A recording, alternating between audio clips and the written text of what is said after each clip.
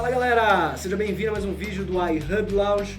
Para quem não me conhece, eu sou o Lucas Charal, sou especialista em mercados financeiros, sou atuante do mercado financeiro há mais de 10 anos e no vídeo de hoje a gente vai responder a seguinte pergunta: você sabe qual é a hora de vender uma ação?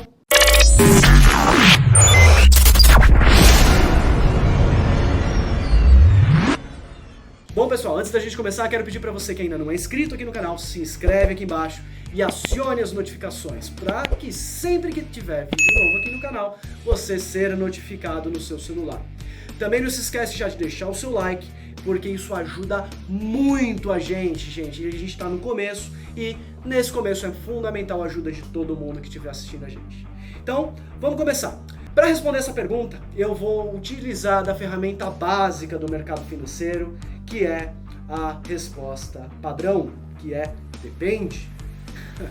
Bom, mas depende do que, Charal? Bom, vai depender principalmente da sua estratégia. Por quê?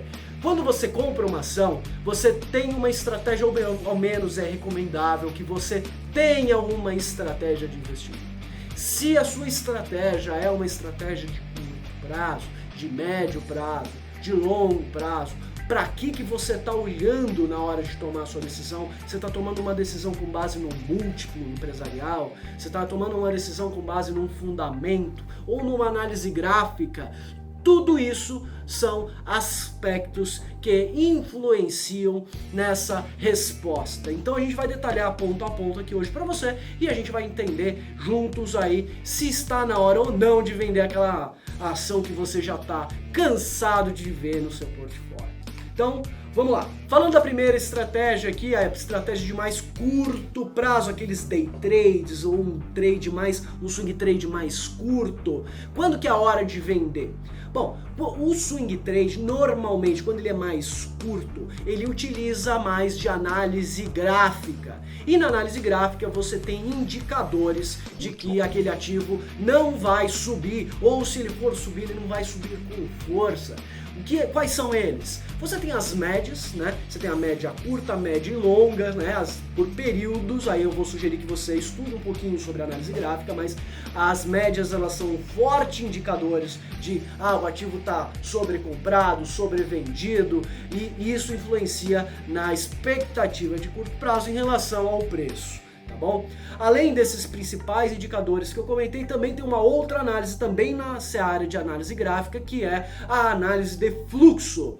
A análise de fluxo é basicamente você saber quanta gente está vendendo, quanta gente está comprando esse ativo, e se tiver mais gente vendendo, logicamente o preço tende a cair, né? Quando tem muita oferta de um produto no mercado, o preço dele tendenciosamente tende a seguir num canal de baixa ou num fluxo de baixa. E com essa razão, né, com esse pensamento, aí, se você estiver operando nesse tempo gráfico, nessa faixa de expectativa aí, se esses indicadores te apontarem que ele não vai subir, eu diria para você vender, para não segurar um ativo que ainda tem chance de perder dinheiro no curto prazo. Agora falando um pouquinho hoje de análise mais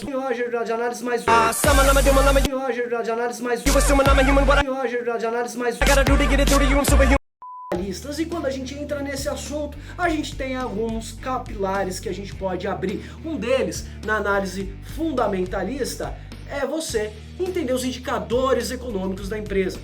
Esses indicadores, eles são publicados a cada 3 meses, tá? A cada 3 meses as empresas têm que publicar os seus balanços, os seus livros, os seus resultados financeiros, e através desses dados você tem uma noção da saúde financeira daquela empresa. Se ela vai dar lucro, e se ela for dar lucro, ela vai distribuir ou não esse lucro, né? Mais possivelmente que distribua. E se ela distribuir, fica mais interessante ter aquele ativo, ter aquela participação.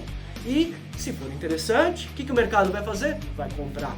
E aí, voltamos àquela primeira explicação que eu fiz, que se tem mais gente comprando, tem mais procura, né? A oferta ela tende a ficar estática, então tem mais procura, o preço tende necessariamente a subir. Então, se a gente está nesse contexto, ou a expectativa é de preço subir, a gente não vai vender, a gente vai segurar esse ativo aí para essa expectativa.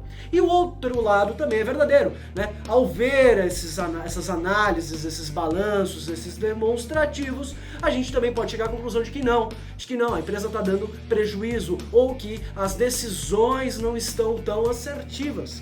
E tendo isso em vista, aí faria sentido a gente vender esse ativo e não segurá-lo na carteira. Uma outra análise que também é importante comentar para vocês são a análise de múltiplos, que é uma análise muito utilizada no mercado financeiro.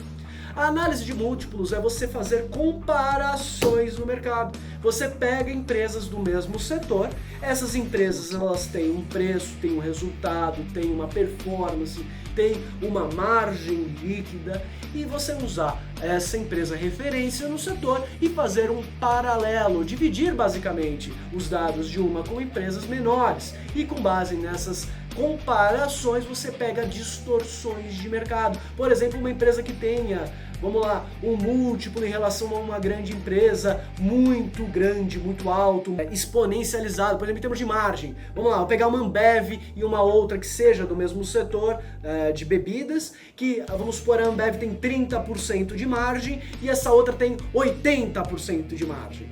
Proporcionalmente, a Ambev é um colosso, é a maior que nós temos nesse segmento no Brasil. Se a gente pega uma empresa menor com uma margem maior, opa, tem ponto aí de atenção, né? Não necessariamente nesses números, mas essa empresa pode ser que ela tenha uma agressiva valorização por conta desse fator. É uma possibilidade e tendo essa possibilidade no radar, a gente tem uma expectativa de ganho com esse papel, então consequentemente essa ação vai se tender a valorizar e não fará sentido vendê-la. Por um outro lado, se os múltiplos apontarem na direção contrária, aí sim faz sentido se desfazer deste papel e não segurar esse ativo aí para, né, não ter prejuízos ao longo do tempo. Um outro fator também é recorrências de dividendos e outras análises que você pode fazer em relação aos dados da própria empresa.